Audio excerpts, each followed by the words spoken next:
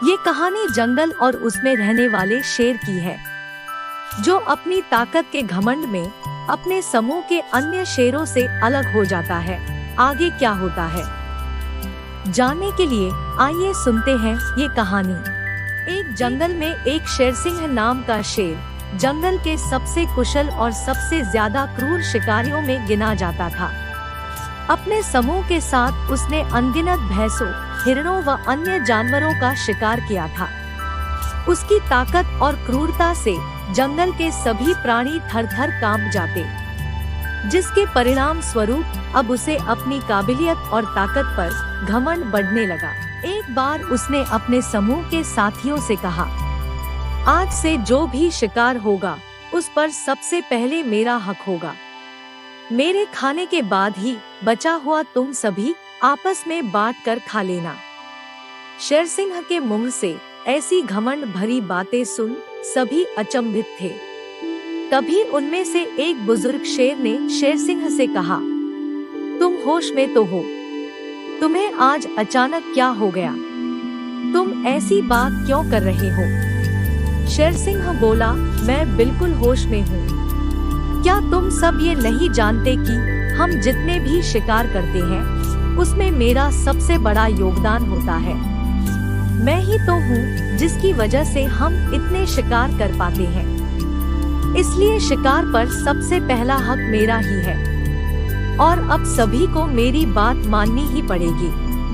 कोई भी उसकी बात से सहमत नहीं था। इसलिए अगले दिन एक सभा बुलाई गई, जिसका उद्देश्य था शेरसिंह को समझाना। समूह के सभी सदस्यों ने शेरसिंह से कहा, हम मानते हैं कि तुम एक श्रेष्ठ कुशल शिकारी हो, लेकिन क्या ये सच नहीं कि समूह के अन्य शेर भी शिकार करने में अपनी जी जान लगा देते हैं? इसलिए हम इस बात के लिए सहमत नहीं हो सकते कि शिकार पर पहला हक तुम्हारा हो। हम सब मिलकर शिकार करते हैं और हमें मिलकर ही उसे खाना चाहिए।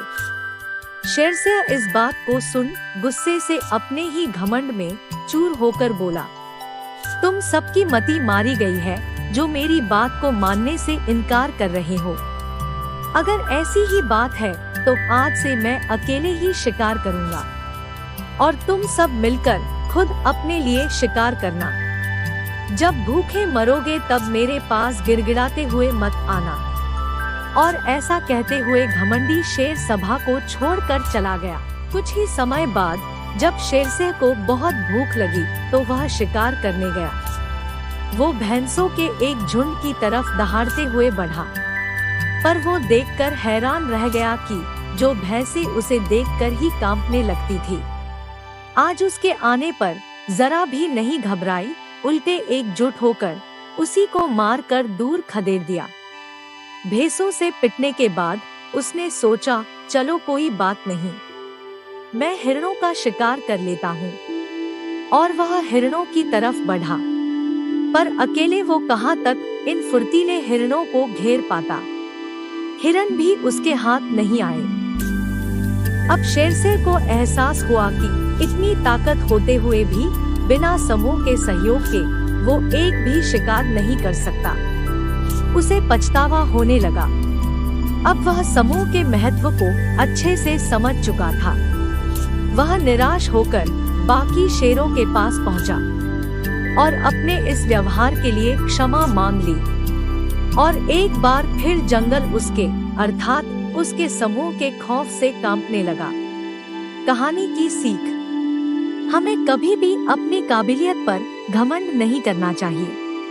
अगर आपको यह कहानी पसंद आई हो तो कृपया लाइक करें और अपने दोस्तों के साथ शेयर करें। और ऐसी ही मजेदार कहानियों के लिए हमारे चैनल को सब्सक्राइब करना न भूलें।